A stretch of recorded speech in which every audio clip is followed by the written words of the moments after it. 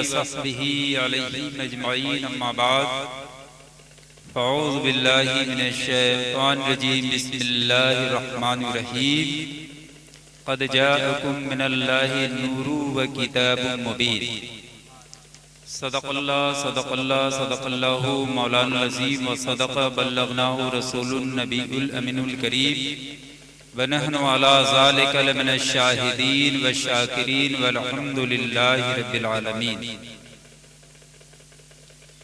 آئیے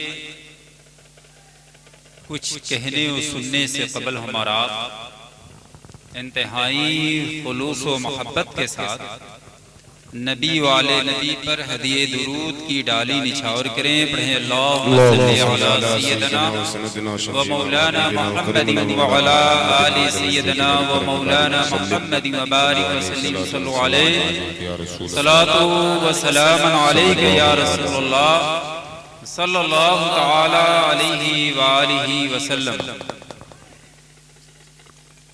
نبی تو نور ہیں اور کوئی مثل نور نہیں، نبی تو نور ہیں اور کوئی مثل نور نہیں، زمانے میں بھی کوئی آپ سا حضور نہیں۔ سبحان اللہ۔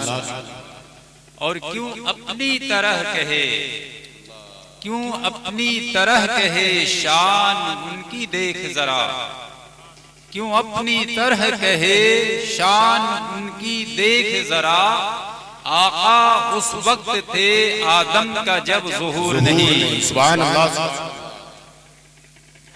اور یہ آمد مصطفیٰ صلی اللہ علیہ وسلم کے مواقع پر یہ محفل کا اس جلسے کا انعقاد ہوا ہے، اور دو ایک شعر آپ سماعت فرما لیں۔ زمین بھی نور ہے اور زمان نور نور ہے، زمین بھی نور ہے اور زمان نور نور ہے، آقا جو آئے سارا فیضان نور نور ہے، لائے بہشت سے جو پوشاک فرشتے، لائے بہشت سے جو پوشاک فرشتے، سب پیرہن تکیا بچھونا نور نور ہے۔ سبحان اللہ۔ حیرت میں بنی سعد کی ساری ہیں عورتیں، تواریخ جسے وہ سمجھتے ہوں گے اور آپ بھی سمجھیں گے، پوچھیں گے۔ حیرت میں بنی سعد کی ساری ہیں عورتیں، کیا بات ہے حلیمہ چہرہ نور نور ہے۔ سبحان اللہ سبحان اللہ۔ اور لاغر تھی اونٹنی، لاغر تھی اونٹنی چلی طوفان کی طرح، لاغر تھی اونٹنی چلی طوفان کی طرح، مجھ پر سوار نور خدا نور نور ہے۔ سبحان اللہ سبحان اللہ۔ اور تارے چمک رہے ہیں، تارے چمک رہے ہیں ضیاء آپ سے پا کر، کس سے؟ آقا سے۔ ہم جس ذات کی امت ہیں، یہ پروردگار عالم کا کرم ہے کہ اس نے اپنے محبوب صلی اللہ علیہ وسلم کی امت میں ہمیں پیدا فرمایا۔ تارے چمک رہے ہیں ضیاء آپ سے پا کر، صدقے نبی کے شمس و قمر نور نور ہے۔ اور شعر کو چھوڑتے ہوئے میں مقطع سنا دیتا ہوں۔ بہت آدمی غرور کر بیٹھتا ہے تو خود کو جھجھوڑا ہے اور سمجھایا ہے، خود کو ہوش میں رہنے کو کہا ہے۔ اصغر ہنر پہ اپنے کبھی فخر نہ کرنا، اصغر ہنر پہ اپنے کبھی فخر نہ کرنا، صدقے نبی کے تیرا سخن نور نور ہے۔ نعرہ تکبیر، بلند آواز سے نعرہ لگائے، نعرہ تکبیر، نعرہ رسالت، سرکار کی آمد، آقا کی آمد، علماء اہل سنت، نعرہ تکبیر، نعرہ رسالت، زندہ باد زندہ باد۔ آپ نعت پاک نبی صلی اللہ علیہ وسلم نظم میں نثر میں سننے بیٹھے۔ اب یہ نثر ہے، نظم میں تو آپ سن رہے تھے، اور نظم کی یہ شان ہے کہ سب گئے لیکن ایک ہستی دنیا سے گئی، ایک ہستی دنیا سے گئی، تو وہ عمر نصفی رحمت اللہ علیہ، حضرت عمر نصفی رحمت اللہ علیہ، وہ ذات جب دنیا سے رخصت ہوئی تو خواب میں دیکھنے والے نے پوچھا حضور ممتحن کی آواز تو کانوں کو اچک لینے والی ہوتی ہے، خواب میں دیکھا تو عرض گزار ہوئے، پوچھا تو آپ کے ساتھ قبر میں کیا معاملہ ہوا؟ آپ کے ساتھ قبر میں ممتحن آئے تو آپ پر کیا گزری؟ تو آپ نے فرمایا کہ جب ممتحن آئے، جو ایگزام لینے والے آئے، امتحان لینے والے آئے، انٹرویو لینے والے آئے اللہ کے جانب سے، تو میں نے ان سے پوچھا اے ممتحن، اے سوال کرنے والوں، بتاؤ میں تمہارے سوال کا جواب نظم میں دوں یا نثر میں دوں؟ نظم میں دوں یا نثر میں دوں؟ فرشتے بھی سوچنے لگے، بہت آئے گئے لیکن کسی نے خود سوال نہیں کیا تھا، تو آج ہمیں نظم میں ہی جواب سننا ہے۔ آج ہمیں فرشتوں نے کہا بھئی آپ نظم میں ہی جواب دیں۔ تو میں آپ کو سمجھا رہا ہوں کہ آپ بیٹھے ہیں، ابھی واعظ و نصیحت ہوگی، پھر واعظ و نصیحت ایک ہوگی، اور آپ وہ سنسکرت سننے کے لیے بیٹھے ہوئے ہیں، ہے نا؟ تو ایک سنسکرت میں بھی آپ سنیں گے، بہرے کے تو یہ اس کے بعد بھی نعتیہ مقابلہ ہوگا، تو اس کا معاملہ بھی میں بیان کروں گا تاکہ کچھ حوصلہ افزائی بھی ہو اور نصیحت بھی ہو جائے، ٹھیک ہے؟ کیونکہ جب ہم اپنے نفسوں کو نصیحت نہیں کرتے، اپنے نفس کو خود کو نصیحت نہیں کرتے اور زمانے کو نصیحت کرتے ہیں تو خود کی خبر نہیں ہوتی، جب خود کی خبر نہیں ہوتی۔ اور محترم بزرگوں دوستوں کہا نظم میں، آج ہم نظم میں ہی جواب، تو کہا من رب کا، تو کہہ دیتے ربی اللہ، تو جواب ہو جاتا ہے، بلکہ بڑے نظم میں کہا ربی اللہ لا الہ سوا، میرا رب اللہ ہے اور اس کے سوا کوئی معبود نہیں، نظم میں۔ اسی طریقے ما دینوں کا دینی الاسلام کہہ دیتے، لیکن اس انداز میں جواب نہیں دیا، بلکہ نظم میں، جو شعراء سے آپ نظم میں نعت مصطفیٰ صلی اللہ علیہ وسلم سماعت فرما رہے ہیں، سماعت فرمانا چاہیے، سماعت فرمانا چاہیے، لیکن ادب کو ملحوظ رکھتے ہوئے، ادب کو قائم رکھتے ہوئے، ہر دونوں طرف سے ادب قائم رہنا چاہیے۔ تو کہا دینی الاسلام وفیلی زمین، میرا دین اسلام ہے اور میرا فعل برا ہے۔ اللہ کے نیک بندوں کی یہ شان ہوتی ہے، دنیا میں خاکساری ان کے ساری ساتھ تو لیے تھے، قبر میں گئے یہ حال ہے۔ جب تاجدار کائنات صلی اللہ علیہ وسلم کی شان میں اس بنا، اگر بہت لوگ سمجھتے ہیں کہ ہم اللہ کو ایک مانتے ہیں تو ہمیں نجات مل جائے گی، تو اگر قبر میں جب بندے نے کہہ دیا ربی اللہ، میرا رب اللہ ہے، تو فرشتوں کو چلے جانا چاہیے، بستر بچھا کر، جنت کے بستر کو بچھا کر اور جنت کی کھڑکیاں کھول کر کے فرشتوں کو روانہ ہو جانا چاہیے تھا، لیکن فرشتے روانہ نہیں ہوتے۔ کہا اے اللہ کے بندے، یہ باتیں تو سبھی کہتے ہیں کہ خدا ایک ہے، اگر ایسے نہیں کہتے تو تھک کے کہتے ہیں کہ اب اوپرے والا کا سہارا، تو بات ایسے نہیں بنے گی، تو پھر کیسے بنے گی؟ تو کہا تمہارا دین کیا ہے؟ تو کہا دینی الاسلام، تو نجات مل جانی چاہیے، بستر جنت کا بچھ جاتا، کھڑکیاں کھل جاتی اور کہہ دیتے سو جا دلہن کی طرح۔ کہا نہیں، یہ تو 72 بھی کہ 73 کہتے رہیں گے، وہ سب کہیں گے کہ میرا دین اسلام ہے۔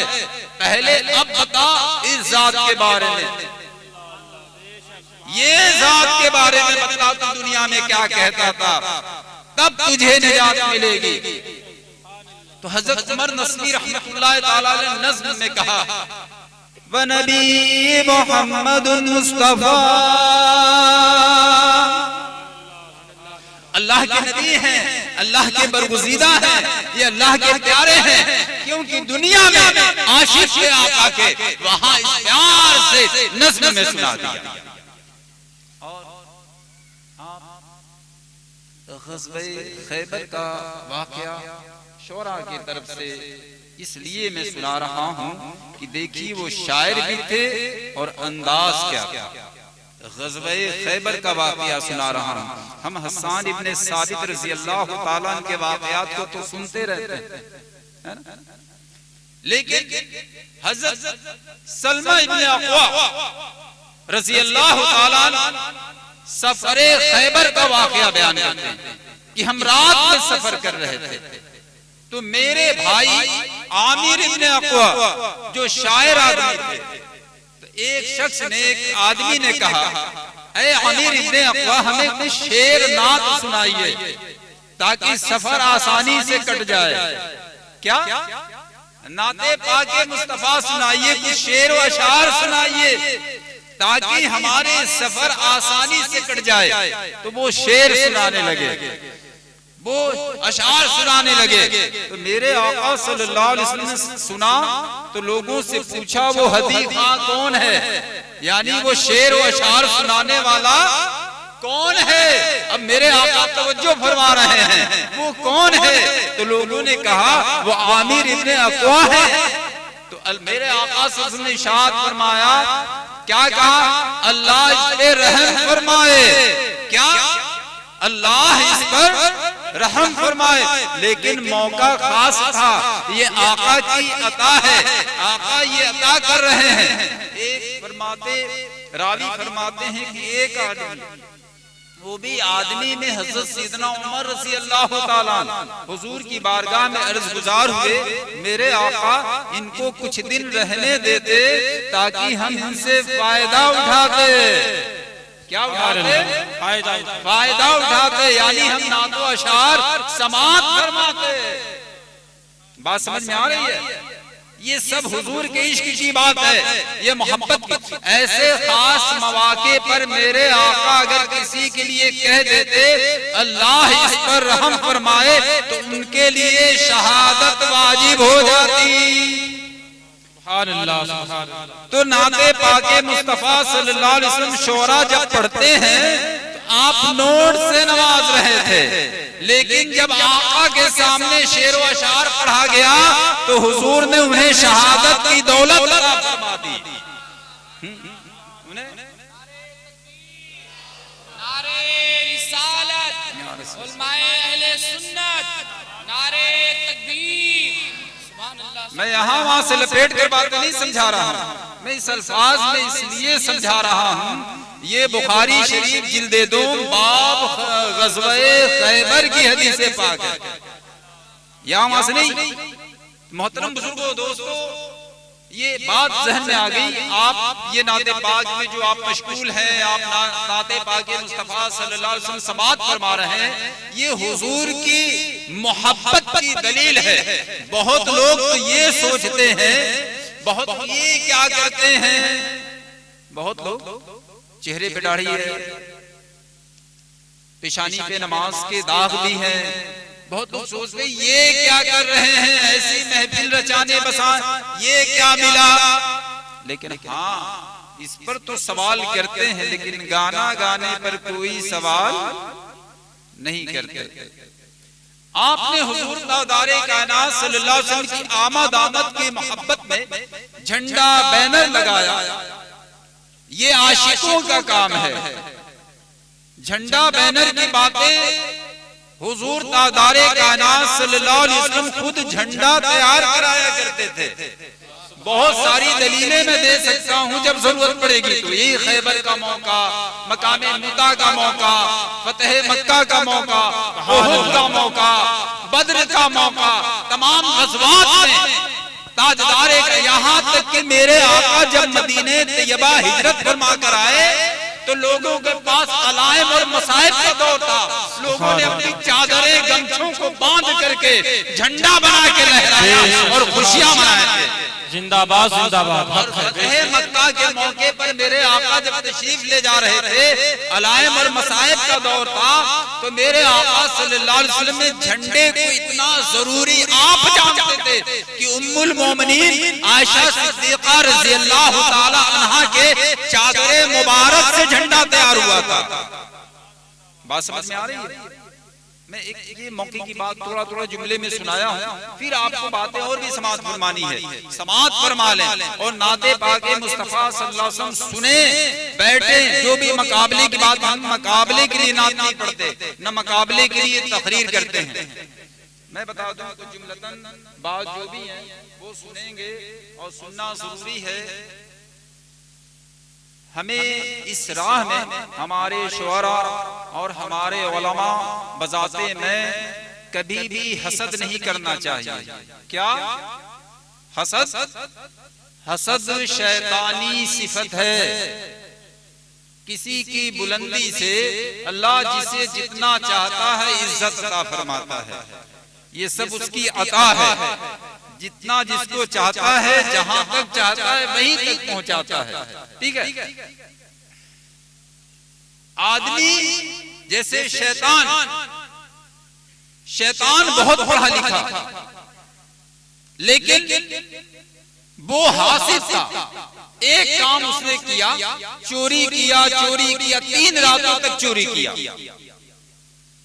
حضرت ابو ہریرہ رضی اللہ تعالیٰ نے کہا تو روز جھوٹ بول کر جاتا ہے، بہانے بنا، آج تو میں تجھے پیشی کروں گا، آج تجھے آقا کی بارگاہ میں پیش کروں گا. کہا کہ مجھے چھوڑ دیجئے، میں ایک ایسی آیت، ایک ایسی دعا بتلاتا ہوں کہ شیطان کا زور کام نہ کرے گا. تو اس نے آیت الکرسی سکھائی. کیا؟ آیت الکرسی. ٹھیک ہے؟ یہ کام تو ہو سکتا ہے، یہ کام سکھلا دینا تو ہو سکتا ہے. امیر معاویہ رضی اللہ عنہ ایک دن صبح کی نماز میں ایک شخص نے آواز دی، تو آپ بیدار ہوئے. تو پوچھا کون ہے جس نے مجھے بیدار کر دیا نماز کے لیے؟ تو کہا میں ابلیس. کیا؟ ابلیس. تو کہا ابلیس شیطان تو نماز میں سلا دیتا ہے نہ کہ جگاتا ہے. کیا؟ سلا دیتا ہے نہ کہ جگاتا ہے. کہا کہ اگلی بار آپ کو سلا دیا تھا تو آپ اتنا روئے تھے کہ آپ کے نامہ اعمال میں ہفتے دن کا ثواب لکھ دیا گیا. تو اب چاہتا ہوں کہ جگا دوں کہ ایک ہی وقت کا ثواب ملے. تو یہ کام تو ہو سکتے ہیں، لیکن حسد کا انجام اچھا نہیں ہے. حسد کا انجام لیس للحسود راحت. حضرت مولا علی شیر خدا رضی اللہ تعالیٰ فرماتے ہیں کہ حاسد کو چین نہیں، حاسد کو خود راحت نہیں. کیوں؟ کہ محسود کے ہر اچھے کام اور ہر نئے کام اس کے قلب و جگر میں تیر و خنجر کا کام کرتے ہیں. اس لیے حاسد کو راحت اور سکون میسر نہیں ہے. تو ہمیں کبھی بھی کسی کی مترنم آواز ہو یا کسی کو عوام سے زیادہ نذرانے مل جائیں، کسی کو عوام سے عزت مل جائے، عزت کوئی نہیں دیتا. جب رب چاہتا ہے تو عزت ملتی ہے، اللہ چاہتا ہے تو عزت ملتی ہے. تو کبھی حسد نہیں کرنا چاہیے، بلکہ تقویٰ کے دامن کو مکمل سے طریقے سے تاپ لینا چاہیے، تقی ہو جانا چاہیے. اور میرے آقا صلی اللہ علیہ وسلم نے ارشاد فرمایا، معاذ ابن جبل